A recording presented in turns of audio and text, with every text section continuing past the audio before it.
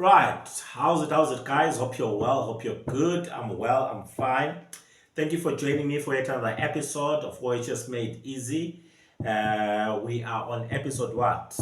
Don't have my records here. We just confirm here we are on episode 13 where we are looking excuse me. Oh, when I cough, I don't stop. I'm a one press record, hit once, and I don't stop. And when I talk, I don't mistake. The only mistake which will happen is when I cough, but I don't stop. I don't have cut here. No, I don't have time for that. I have lots of things to do and lots of clients to satisfy. So if I cough, forgive me. We ain't stopping anything. Today I'm looking at section 15 of the Occupational Health and Safety Act.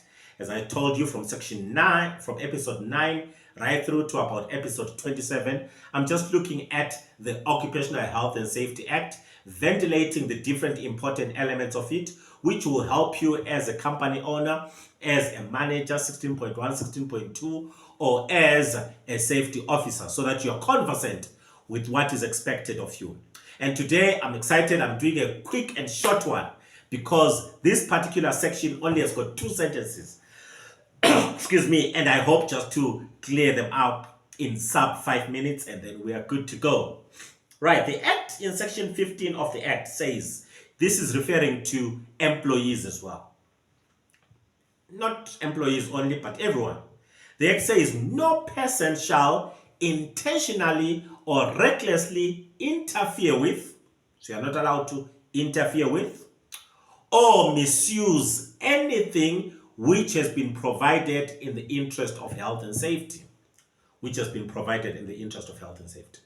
Now, the Health and Safety Act is coming in here to say that if ever someone interferes with anything which has been given or put in place or set in place for health and safety purposes, or you misuse, abuse, or unuse, or whatever form of not using it properly, something which has been given in the interest of health and safety, you shall be held liable to a fine of anything not exceeding 50,000 rands or imprisonment not exceeding 1 year. So it's then very, very important to understand what the Act is saying here. Now, having been in this industry for 15, 16 years or so, doing occupational health and safety, I've met different situations in different environments. I'll give you several scenarios which are applicable to this situation. Scenario number 1. If there are people who steal stuff from a first aid box, that is why first aid boxes come with locks, because people pilferage, people steal. They remove plasters, take plasters home, bandages, take bandages home, betadine, they take betadine, Savlon, antiseptic, they steal, people steal. Now that's what misusing something which has been given in the interest of health and safety. Those first aid box contents, they are checked every month. And then when you come and you steal, or someone comes and takes, if they do that and we find out who took them, there can be legal liability leveled against them because they are misusing and interfering with something which has been given in the interest of health and safety. That's example number 1. Example number 2, removal of guards. You know, when we were in production, I used to work for a manufacturing company in Wadeville, Germiston area, that side. And we were given targets per day. And challenge was some guards which were in place. Sometimes they'll slow down the machinery, slow down the product from moving, and guys will remove the guards. And one product to move fast and remove limit switches, you know, and alarms. All of those things are things which have been provided in the interest of health and safety. And now if you interfere with them, when you remove guards, when you remove safes, when you remove fences, when you remove barricades, when you remove this, that, and the other, which has been put there in the interest of health and safety for whatever reason or purpose, you'll be liable to a fine not exceeding 50,000 rands or imprisonment, anything up to 1 year or both. We're in January right now as I'm recording this. We are from December. December we had year-end parties.